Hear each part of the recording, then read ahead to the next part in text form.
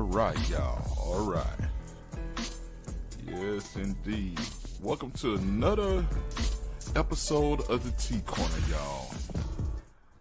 And as you can see, every superhero guy have his own theme song and stuff. I made that, and I've been in love with it ever since.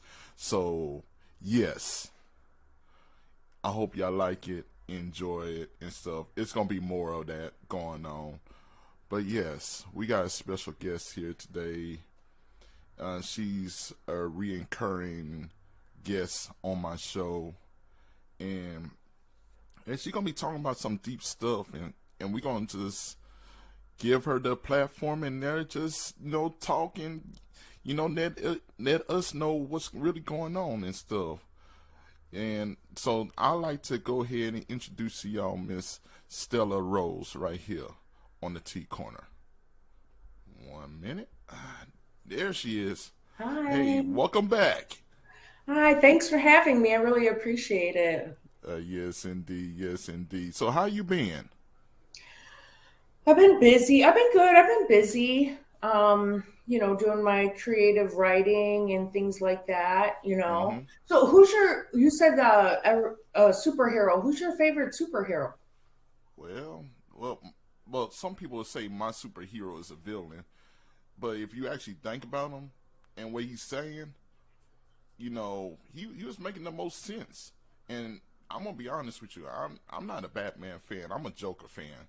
So yeah, it's just like when you actually sit down and listen to what the Joker is saying, you're like, yo, as a kid we always wanted to be like Batman, but the Joker was making the most sense. I'm like, yo, did he really say that? And you go revisit for me, I grew up in the 90s. So I had the cartoon Joker and I also had, the Jack Nicholson Joker from the original Batman, the 1989. That's And interesting. and but when you go back and you listen to what he was saying, you're like,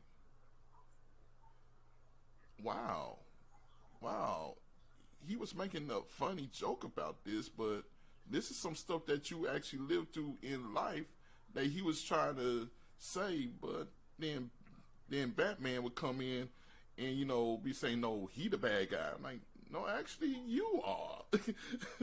Like, yo, I'm like that's me as a comic book fan. I always like to listen to like the other side. I'm like, okay, I know where y'all coming from, but let's see what that point of view is. And I guess that's how I got so comfortable doing podcasts, because I always wanted to not just listen to one side, but also see what the other side has to say. You know, and so it's not a bad ideology. It's just like one that just has you thinking, like, huh, you the good guy, but he's actually saying some key points that's going to help us later on in life. But you know what I'm saying? So No, and it's interesting that you say that because it's like that's how you reach the middle ground, right? mhm, By also looking at both sides of things. And mhm, so that's one of the things that I'm learning with my new project that I'm mhm, working on right now is that how much marketing plays into the perspective of situations and mhm, how they control that narrative. You know what I mhm, mean? And it's really remarkable when you think about it because mhm, it takes a really intelligent person to want mhm, to look at both sides. mhm. You know what I'm saying? A Oh very yeah, open person, a very open-minded person, and exactly. it also creates change Mhm, in the world to look at both sides, right? mhm, exactly. Because everybody has an opinion, and your truths, it's not gonna be my truths. But if we just listen to one another, we could get a whole lot done and a whole lot more accomplished in this life if we just listen and stop doing all this.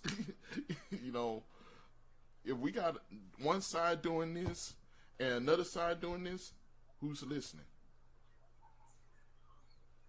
And yeah. yeah, I mean, but people want to see proof too. yeah, So it's yeah, not just about listening, but it's also about wow, seeing and then seeing, understanding too, right? exactly. And So so, yeah, yeah, I with mean, every act, with everything you speak, make sure you have action behind it. That's how my folks taught me, and you know, my my grandparents and such and such. You know, they was like, okay, you talked about it, now go do it. Don't just talk about it. Show your living proof. If this is what's really in you, go manifest it. And you know, I've noticed in my walk lately, you know, cause I don't do a 9 to 5 no more. I like work for myself now and stuff. And you have a bigger open mind of things that you didn't realize at first, you know. And I'm like, oh, okay. So this is why it's so important to, you know, expand your brain, expand your horizons, expand like your knowledge on stuff, and you never quit learning. So anybody that says that you stop learning at a certain age is an ignorant person, because you never stop learning. You always learning. Like a 99-year-old is learning just as fast as a 1-year-old. You know what I'm saying? It's no difference. As long as you still here on earth, you still learning, you still evolving, you still have a moment to make change in your life. And I said this on a podcast earlier today. If you simplify life to just to simplify the simplification of it, it's all about choices. Like, you choose everything that you do in your life. Now, whether it's right or wrong, that's up to you. If it's what's going to make you happy at the end of the day, and if you put in positive vibes out there in the world, expect that back. It's going to come back to you. Now, if you put in some negative in there, and you know, with the positive, and you're gonna get a mixed reaction back. You know, like it's like a boomerang. it's exactly right. That's exactly right. It's a boomerang. It's karma. And like Mm-hmm. I tell people all the time, you know, justice comes in many forms. You know what I'm Mm-hmm. saying? And Mm-hmm. it's not always about getting the justice through the justice system. You Mm-hmm. can just let karma take over, because I guarantee you that Mm-hmm. karma never forgets an address. You know what I'm saying? Exactly. Exactly. Exactly. Yeah. So now, what was what were you gonna talk about today? Because it's an interesting topic that I know that you would be best to tell the audience about what's going on, because you've been doing some extensive research and stuff on this. And because I've been looking at your Facebook posts and stuff, I'm like, this, oh, oh, she getting to the heart of it. Like, so yes, by all means, the floor is yours. Oh, thank you. Thank you. Okay, so the last time that we talked, I just published, I think, my book Shattered Windows, Mm-hmm. which was my memoir on how, you know, I was robbed of my inheritance from a law firm, Mm-hmm. and, you know, putting yourself out in public like that and owning the fact that, you know, yes, I come from a wealthy family. Yes, I grew up rich, you know, like, and you're targeted at the same time when things like that happen, Mm-hmm. right? Like, I was targeted. And so then it prompted me to write, you know, another book. And right in the middle of writing my second book, Aaron Carter dies. Mm-hmm. And I grew up now in the 80s. So I knew of him, but it wasn't like I followed him. because he wasn't my age group, but I did know of him. And of course, because the brother is the Backstreet Boy. And so when I heard the news come over the radio that Aaron Carter died in his bathroom, I immediately sat down and I felt like I just got kicked in the stomach. Like, you know what I mean? And like, I remember he was struggling a little bit, like 18 months prior to his death, where it was like he was dating, this, his now ex-fiance. And, he was calling out for help on a live video, like I'm trapped in my room, and things like that. And I just remember that stuck with me too. And so, I had a fan base before I started Aaron's story, and then his fans contacted me and asked me if I would look into his case because the circumstances surrounding his death seemed, unusual. Mysterious is what they call it in the media. Mysterious, death. And so I said, yeah, because from what I did know of Aaron, I liked, you know what I'm saying? As far as like he was all-American, he started at a very young age, and accomplished so much, like earning $200 million. Like, how many times in your life are you ever going to hear of somebody like before the age of 18, earning $200 million, it was just crazy. So I started working with the fans. And it blew up right away. It went from like, I want to say like 6 people. It was really like 2 people who really hounded me about working on the case because they know that, I would understand this because, being worth millions. And also I was in a similar situation with a law firm. And so I started researching it and I was like, wait a minute, are you seeing what I'm seeing? And now it's been going on 5 months, and I decided to put it's really like a vlog on Amazon Kindle Vella, which is like a pay by episode, like blog is what it is. And it literally costs like a penny an episode. So like, I think right now it's like 85 cents or, I said I was going to keep it like, under a couple of dollars. And it's an inexpensive way for people to go and read like what I've researched, because it's literally and it's a conspiracy theory, but from the evidence that I've gathered, it appears to be a murder for hire plot. And it's like going through the case and going through the evidence. I feel like if it was anybody else besides Aaron Carter, people would have been arrested already. And you wouldn't think that because you would think, oh, he's famous and he's going to get the best treatment and, he's going to be a priority because he was a celebrity. And it's like, actually, it's like opposite, and I don't know if it's because it's the Carter last name and them being in music for 150 years or, being related to, people who are in the government and, ex or former presidents and things like that. Mm-hmm. Because if you do the genealogy of it all, it does relate back to, like, you can go as far back as like President Jimmy Carter, whose distant cousin was the owner of Motown.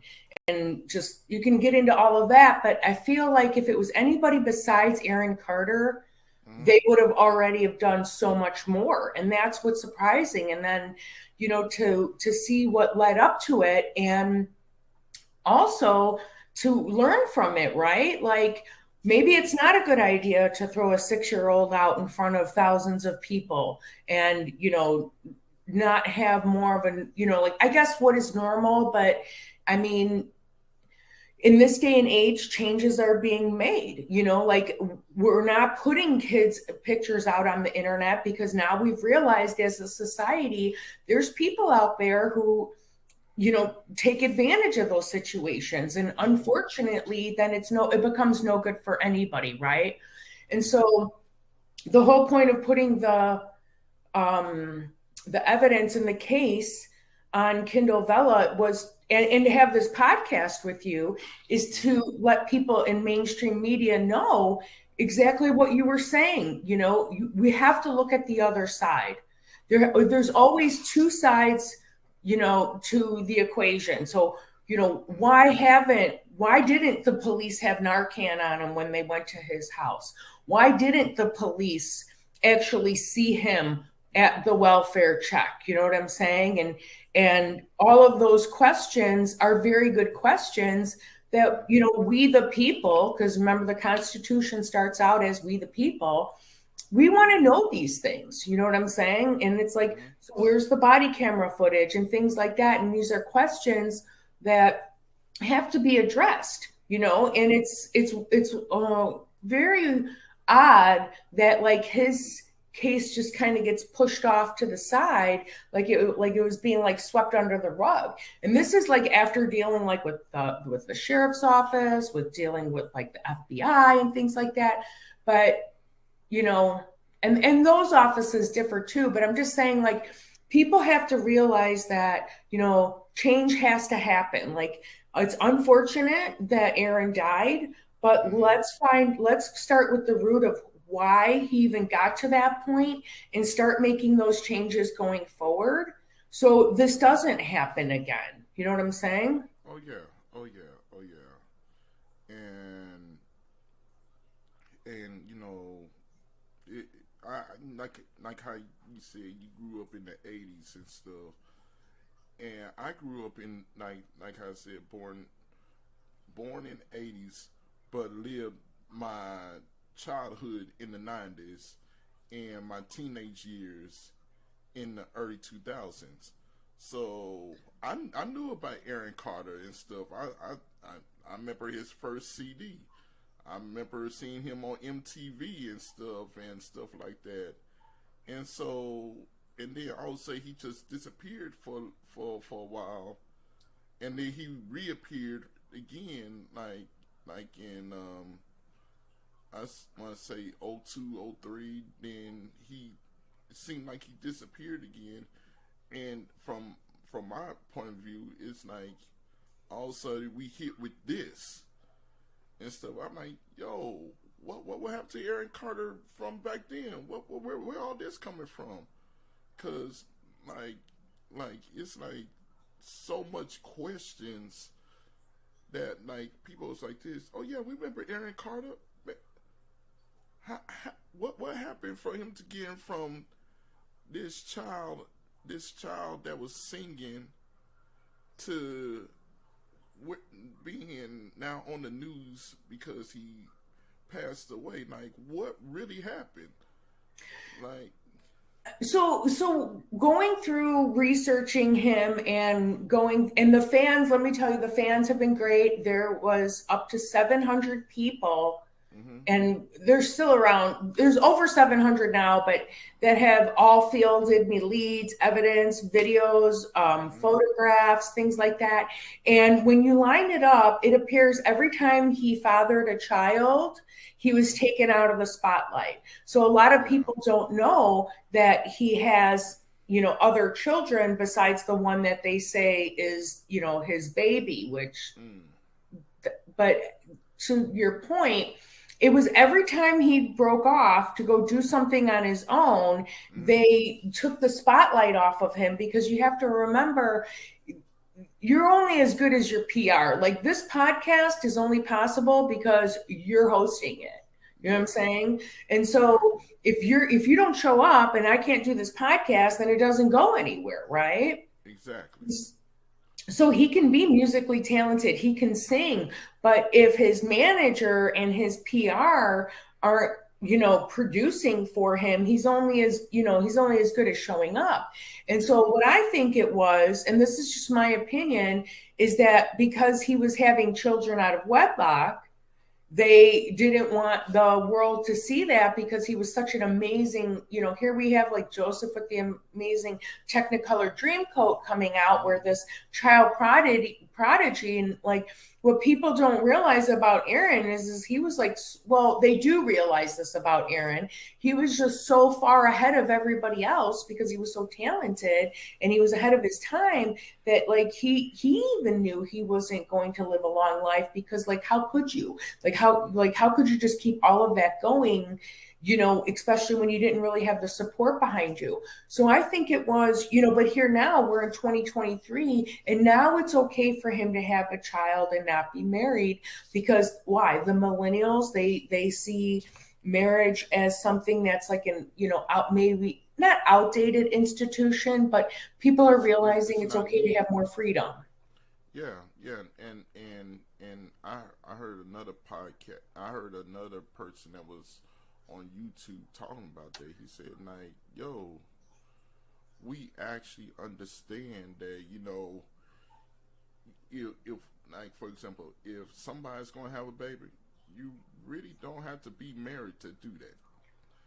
You know, and marriage is cool for some people. You know what I'm saying, but like the millennials, we understand. We starting to understand our strengths and our weakness. And we understanding it at a young age. So what took our parents, probably to their 40s to understand, we actually understand it in our 20s, and so when we reach our 30s, we like, yo, I just know marriage ain't for me, or I just know marriage is for me, so I'm going to choose to marry this person, or I choose not to marry him. We understand then what I what I was talking about earlier, which was the power of choice. And when you understand it and you implement it, you understand that you could do anything you want to do. And if you don't want to do something, you don't have to do it. If you want to do it, go do it. But every action has a reaction, and that's the side of the coin that most people don't talk about, is that all of our consequences has an action, a recoil, and like I said, the boomerang effect. So so yeah. With Right. that being said, I've seen a lot of that play out with, you know, now I'm calling out people with mm-hmm, this, you know, with the docu-series, mm-hmm, and it's like, well, look at this person. Like, for example, there was this YouTube channel by the name of No One. Okay. And mm-hmm, it was literally No One Talks About Aaron Carter. And like, I listened to this video that she made mm-hmm, after he passed away, and she had a camera and it was a steady stream focused right on his house, right on the biohazard truck.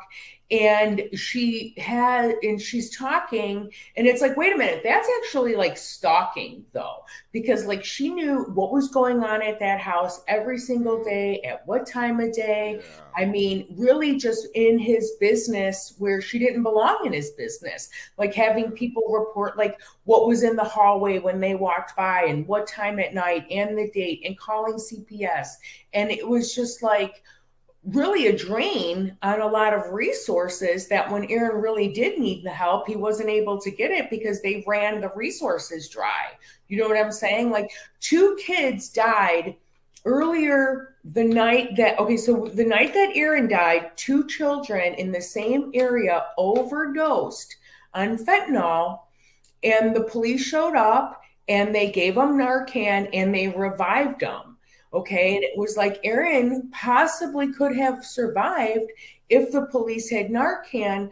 But in the same way, I kind of look at it like the gang stalkers were just going to keep. I mean, unless he hired a personal bodyguard, I don't see how he would have been able to escape the trap. But it was just weird, like when I was listening to that YouTube video, how the lady is like laughing about his death. She was like, it's bittersweet that he died. And it's like, did you just like, is everybody else hearing what I'm hearing? And it was like, okay, so we're obviously dealing with a narcissist at this point because Hmm. the tragedy of this whole situation is somebody died. Like died, they Exactly. died. You know what I'm saying? Like this is a Exactly. serious issue that needs to be looked into and examined from top to bottom. And I jumped in because I have experience with, high net worth and things like that. And for me, it was like a bit easier for me to see like where all of this was coming from Hmm. versus somebody who wouldn't have an idea what it would be like to, because it is different, what I'm saying. You're targeted all the time when you have money. It's like more money, more problems, but it doesn't have to be that way. And so thank you for having me today, because it's like you have an open mind. You want to spread the word that it's like, look, change. You can't complain about a broken system if there's something that you can do about it.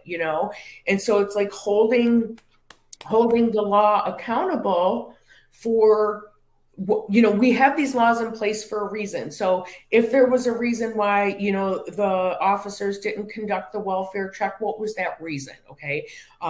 Were they scared off by the gang? Were they threatened by the gang? They did mention that the gang was there, and things like that. And so it's like, well, now we have to tighten up the ship and make sure that everything going forward just doesn't, because otherwise, what does his death leave us with?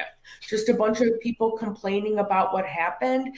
Yeah, what happened to him shouldn't have happened, but I mean, then let's create the change and prevent it from happening again at the very bare minimum. You know what I'm Yeah. saying? Yeah. Yeah. Most definitely. Most definitely. And wow, you said a mouthful on that one. Shoot, man, look at here, cause I like me personally, I did not even know all of this was going on that was circling around his death. And to be honest with you, this makes me not want to even like, cause when you grow up, like growing up as a kid, you want to be on MTV, VH1. You wanted to be on TV.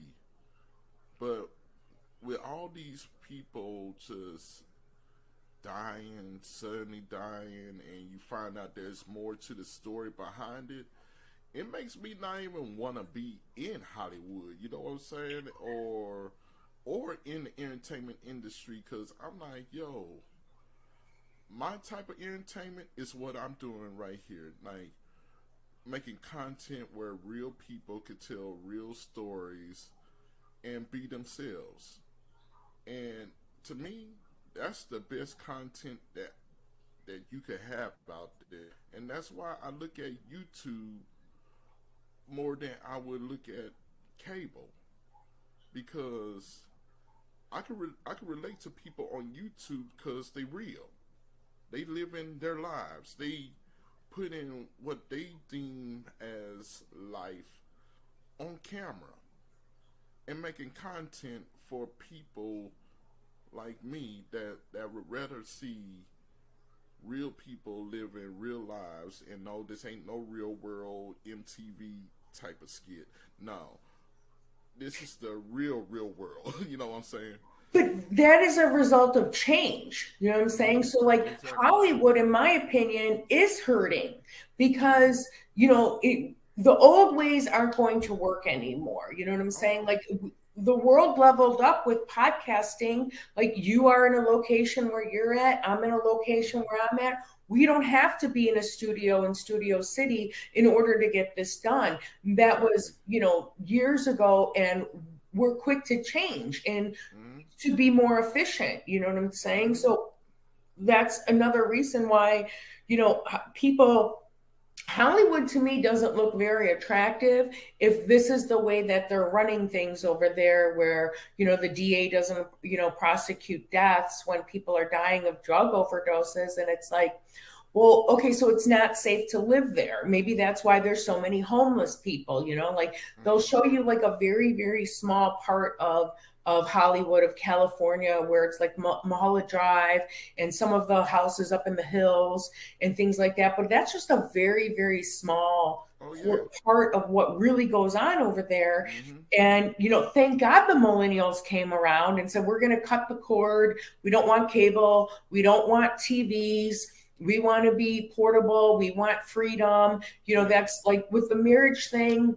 It's not that the millennials don't want marriage. They do want marriage, but they want it when they're ready to settle down and take that on and the responsibilities.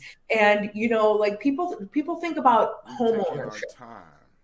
Right. It's like everything is maintenance. Okay, so we Yes. want, the American dream to buy a home. Back in the 50s, it's not like that anymore. People want to live out of vans. They want to be mobile. Not Right. everybody wants to live out of vans, but it's more of an option now and it's more normal now than it was You 10 years saving ago. money, and you saving money. Right. You're not tied to the municipality. You don't have to pay that water bill. You don't have to hook up to the sewer charge.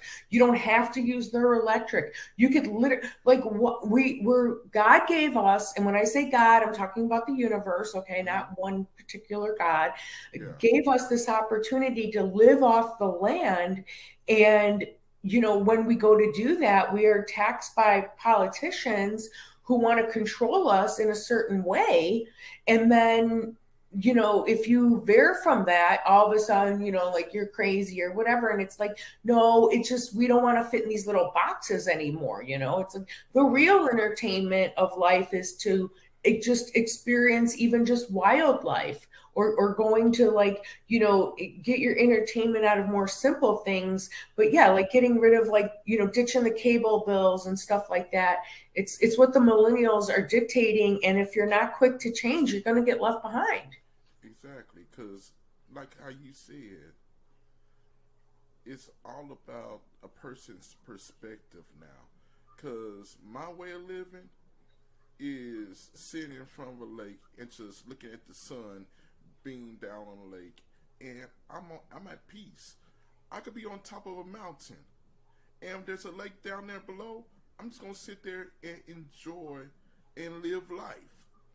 Like, like, like for me, I'm glad that we having this talk about this because millennials, we changed a lot of stuff, especially when 2020 came around. Oh yeah, it's bad when movie theaters gotta make commercials to just beg you to come back into the movie theater. I'm like, yo, no, no, that done changed now. Y'all getting outdated, so you gonna have to find a different way. And then all these streaming services, when we was in the pandemic, started popping up because they knew people was gonna leave their house, not no anytime soon. Well, And that's when podcasting really blew up, and that's when YouTube really blew up because that time period, yeah, it messed up Hollywood bad. I ain't gonna say that it didn't mess them up to a point where they crippled. Nah, it stung. Like a bee sting. Like, oh shoot, that hurt. for me, I would have to see a different side of California to ever want to go there after like Yeah, doing this investigative reporting. It looks like it's very unsafe. It looks like people, I mean, but I don't want to pick on California. I just want to say more of like, but everything in moderation too. Like, yeah. I think like, okay, so I'm a decade before you, and Hmm. I could bring up the argument that, too much of online isn't good either because we still need to have that human contact.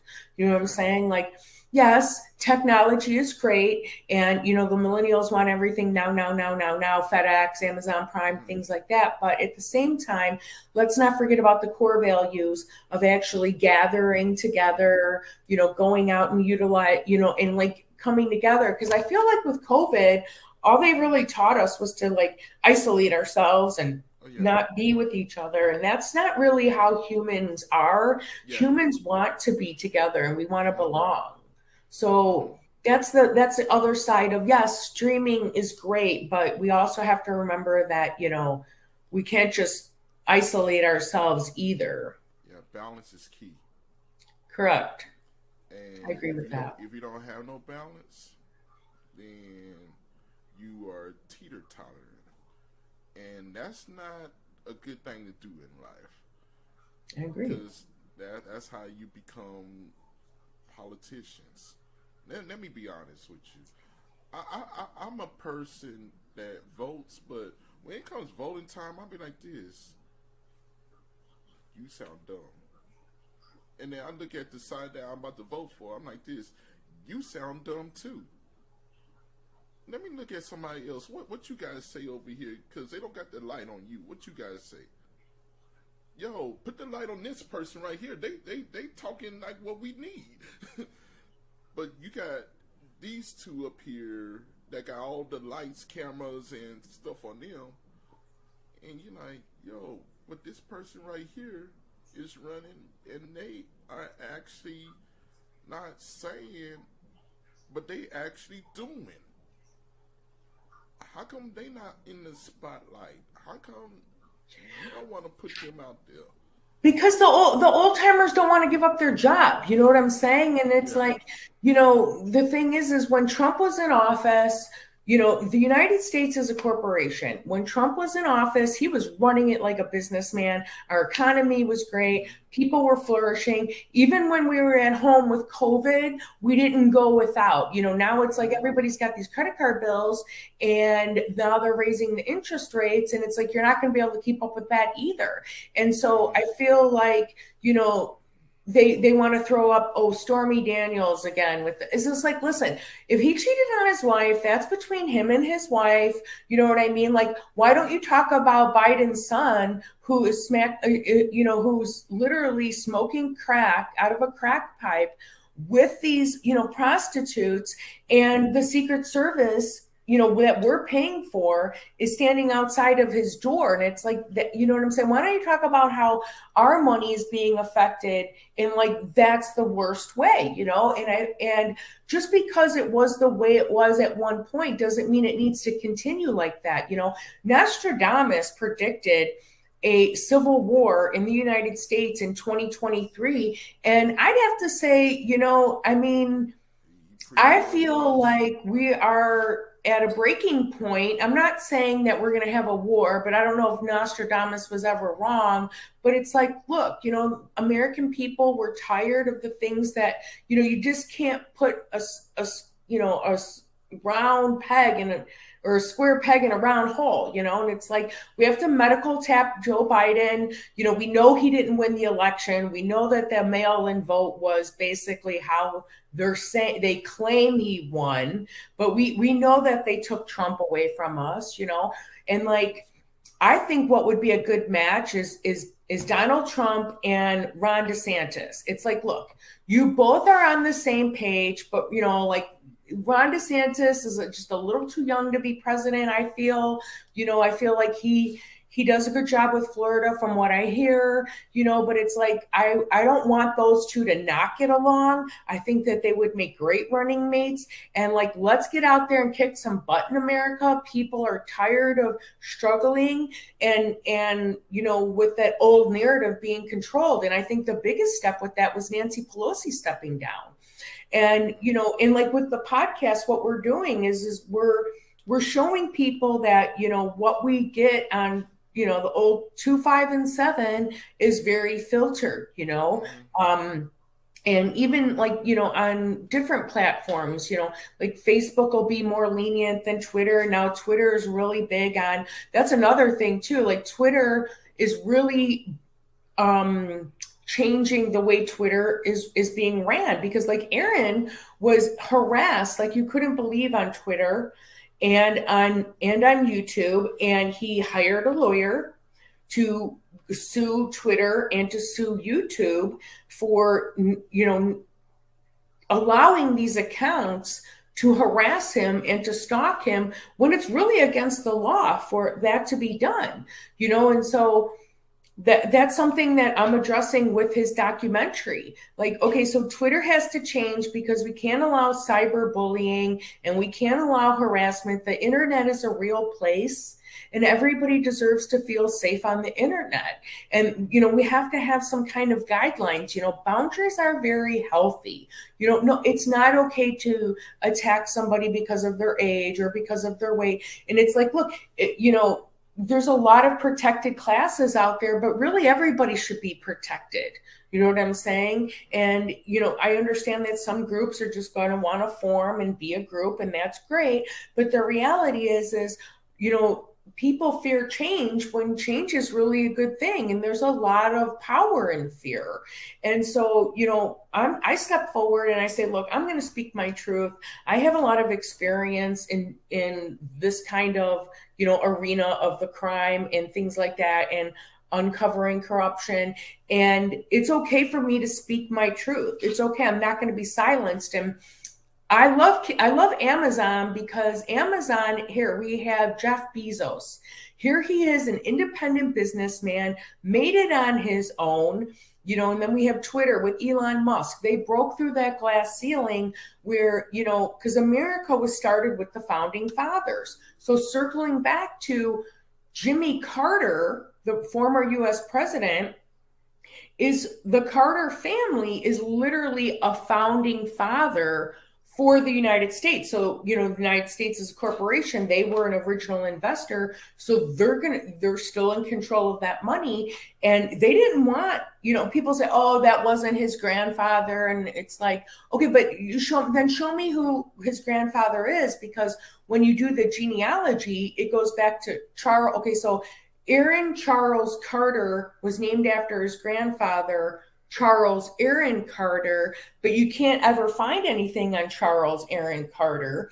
And besides the fact that it still is in the music industry, which goes back to Motown, which started because the Carters brought slavery into the United States. So if you look at it as a perspective of, this is just how they run the family business. Like, here, Aaron's going to have to pay for himself and for the family too. So we're just going to throw him out there and make him sing and dance, and he can make $200 million. But when you're 18, you don't get any of it. Sorry, kid. Bye. And it's like, the millennials are like, well, wait a minute, we don't want that to happen to us. So that's why they're buying Teslas to support Elon Musk. They're using Twitter to support Elon Musk. Facebook owned by Mark Zuckerberg. Independent people, because that's what we want to be. We want to be independent of, having to, dictate when we can have our wealth or when we can't have our wealth. You know what I'm saying? And so, like when you said, oh, I like working for myself. Yeah. Like when you're younger, it's great to, work for somebody else, because that's how you learn your discipline and you learn skills. But at some point, you're free to roam about the cabin, and it feels good, doesn't it? Oh yeah. Oh heck yeah. I mean, like right now, while everybody else is at work, working in the building, I could go, like do my runs and stuff, and run into other people, and they like this. Feels good, like working for yourself now. You don't even have to say nothing. They could just see it from in your walk, in your talk, the way you move, that, they could sense the boss power in you. And I mean, literally, I was at this one restaurant and stuff where I was picking up something, and this guy was like, yo, man, I cannot go back to working a 9 to 5, and I didn't even say nothing to him. He could just sense it, and I was like, "This, yo, you and me both, brother." And we went into a conversation. You also have to be disciplined enough to be Yeah. able to be self-managed, though. Yeah, And so, exactly. like that person graduating into self-employment it's a graduation of things. You know what I'm saying? Mm-hmm. There is a point in your life where you're going to get to that point and want to, you can just call the shots of your own Yeah. life, but it takes a lot of discipline to get to that Yeah. point. And like, for example, you got to do stuff like this. Like, anybody that knows what this is, they know, oh yeah, we got to do that at nighttime. That means check the books, receipts down and stuff like that. And that's not just every other day, that's every day.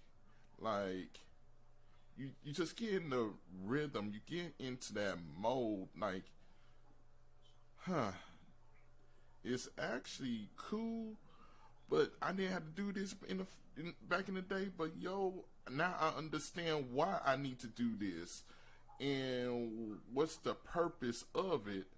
And so now I'm like, yo, it's a little extra work, but hey, that's building towards not just me, but my family. Instead of making somebody else rich, I'm building to make my family rich. And when you get to that mindset in life, there ain't nothing that you can't move. Like, you can move any mountain. Like, yo, if you just think it and believe it, like, you could do anything you want to. Like, yo, this sucker right here, the brain, yeah, they right when they say that is the most powerful entity in this world that's living. Cause if it believes that it could do something, it would do it. If it believes that it could, like, I'm just being facetious right here, because the human body would not be able to do it. You know, if it believes that it could drink up the whole ocean, hey, it's gonna try its hardest to do it. You know what I'm saying? But Yeah, but you have to don't think about realize that, like, why is possession 9/10 of the law? Do you know why? why? Because the hand is quicker than the eye. Mm-hmm. Yeah, and So that's where that saying you comes have from. to remember that when you're using your brain to be accountable, because what you're saying is like, I got to do my petty cash receipts, I got to, business insurance, or I Yeah, have to make sure that I have all these forms filled out. yeah, You're basically saying that you're making yourself accountable to the world, yeah. and put, with your professional platform, and you'll be Mm-hmm. received by the same type of people, but you're now it's like you realize that you can become an independent Mm-hmm. billionaire, where before that wasn't acceptable. Could you Yeah, imagine all of the things that Jeff Bezos and Elon Musk had to fight against to get into that arena where they're at? They had to mm-hmm. have come against so much opposition, where people who were trying to pull them back down, like, oh, what do you mean you're gonna, send rockets to Mars? He's doing it like every week. You know what I'm Yeah, saying? And it's like, oh, what do you mean an electric car? And it's like, right, because we have the greenhouse effect. You know what I'm saying? And it's like, so the millennials are great for a lot of inventions, speeding things up, being more efficient, yeah, and but everybody here on Earth is contributing. And I think once you yeah, step outside of your normal routine, you're going to see that the world is a much better place than what you're thinking yeah. by just constantly being in the same mode of things, and so Mm-hmm. when people come up with it, opposition on something that I'm putting on in the documentary. Well, first of all, kudos to Jeff Bezos again, with Amazon allowing independent authors, independent writers a platform to go Mm-hmm. ahead and publish these independent masterpieces, and Yeah, again, podcasts that go on YouTube and things like that. But just encouraging people to, that's fine if you want to challenge me, because I expect to be challenged. And at the same time, let people know that I'm open to learning. You know what I'm saying? And just getting more people, yes, open to learning, yeah, getting more people involved in independent, that's another thing, the independent artists. Like Taylor Swift is about as independent of an artist as we're seeing from our time right now. come But on. we would like to see more of that. More people have control of their music, where Yeah, it's being played, how it's being produced. And so, again, with the Aaron Carter case, it's basically one big way to say the old ways aren't working anymore. yeah. Oh yeah. And when you was talking about the independent artists, the biggest one that I could think about, he's not here no more, but he was the definition on how to take on the big boys when they think that you a puppet, but you are actually a major player on the chessboard. And that was Prince. I remember when everything went down in the '90s with him, when he went from being Prince to being the symbol, and the like I think it was the Senior Hall show where he just broke everything down, and he was like this. I mean, okay, he every time he tried to break away from the record label Mm-hmm. and be independent, he got the smackdown, right? Yeah. And it's like, you can, if you look at all these artists and you think about where their growth was stunted, and Mm-hmm. did they share the same record label? I mean, I have some evidence from an anonymous tipster that said that the same person that supplied Prince the fentanyl that killed Prince Mm-hmm. is the same person that supplied Aaron Carter with the same fentanyl. Mm. And so I I can't overcome all of these coincidences when, like, okay, so like the drug trafficker that possibly supplied Prince with this fentanyl, and then it came over to Aaron Carter, and then so the drug trafficker's girlfriend was Prince's realtor who died in a trap murder where, she was kidnapped. They put her in the back of a U-Haul truck. They tortured her for 3 hours and she died. It's called a trap murder. So Mm-hmm. then when you look at the same people that surrounded Aaron and he died, they trapped him in the house and they trapped him in the bathroom and he died in the bathroom, and the same people are around. You can't overlook that. And so then you have to realize that, look at all the things that Prince could, he overcame, but at what price? Like if Aaron would have just, married somebody and had, a child with them, and, did like some, American dream life, he probably would have still been alive. But because he was advanced and he wanted to go out on his own, and he wanted to provide for his children that he had years ago, he just kept getting the smackdown. And I feel like thank God the millennials aren't having it. They're the fans are like, okay, we understand that we can't bring Aaron back, but let's look at how it got to that point. Because anybody who was speaking up for Aaron automatically started getting bullied online by the same exact people and harassed online by the exact same people. And it's like, no, we're not doing this again. Okay, we're not doing this again. Mm-hmm. We're standing up and we're, coming together to overcome these challenges. But that is an excellent example about somebody who couldn't get away from something that they signed up from, years ago. Like if Mm-hmm. Prince wasn't so fantastic, he probably would still be alive. Right. So and we want to prevent these things from going forward. Taylor Swift is a great example of, showing strong independence as a female artist and not going to be dictated to, because after all, she's the one with the voice. She's the one with the gift. She's the one with the blessings that she chooses to share with us. She doesn't have to. Mm-hmm. Mm-hmm. And I think that's why you having so many artists or producers, like, cause I produce music too, but I have my own. I have my own like production company that I just put that under. You know what I'm saying? And I'm like, yo, nobody is never gonna be able to take my work from me because I put it under this production company. Cause I like it's so easy for people to just rip off and just take away from you and stuff like that. And I remember like I said, growing up in the '90s. You ran into a whole lot of people like TLC, and I remember that Lisa Left Eye Lopez once said, "So everybody, get your pen and paper out, and I'm about to show you how you could sell 1 million records and still be broke. And she laid out everything that on that interview. She laid out everything that goes on behind the scenes, and a few years later, she gone. Right. And it's like anybody who speaks out, they get rid of, like even like Aaliyah, right?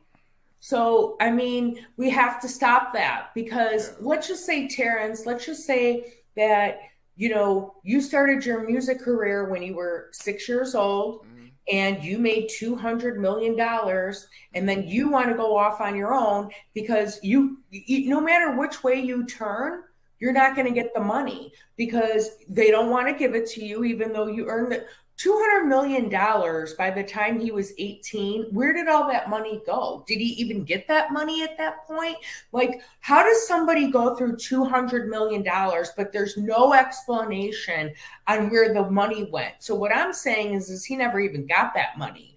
Because where was it? I know they say, oh, the parents spent it. Okay, where did the parents spend it? Because even 15, let's say they bought the 15 acres down in the Florida Keys. And at that time, even if it was $1 million an acre at $15 million, okay, where's the other $185 million? You know what I'm saying? Like, I didn't see them on the lifestyles of the rich and famous. You know what I'm saying? So, like, obviously, Aaron earned that money, but he never got it. And they were never going to give it to him. And anytime he wanted it, like, he was damned if he did and damned if he don't. And so it's like, if you want to make money being an independent artist, you know, those things need to be implemented right now. But that wasn't the case for him. He was being controlled consistently. And, he did the best that he could to go ahead and continue to live his life in any way that he could. But it was just, he was surrounded by the gang, and they ganged up on him and until they sucked all the life force out of him, and then you have this manager that attacks the mom. Okay, when the mom just lost her son, which is unbelievable, and just wants to blame mental illness. And it's like, if you were the manager, then what does that say about you? Like, if you could make the brother successful, why didn't you do that for Aaron? You know what I'm saying? Oh, I know why. Because Aaron called you out about molesting him when he was 11 years old. And so ever since then, Aaron was tossed aside because why? Because he spoke up for himself. And it's like, that is such a shame that he couldn't even, be himself. They threw him into situations when he was like 11, 12 years old, dancing with Beyonce and Destiny's Child. And, he's at these parties, and it's like, well, how did you expect him to turn out? Because you're throwing him into adult situations at a very young age.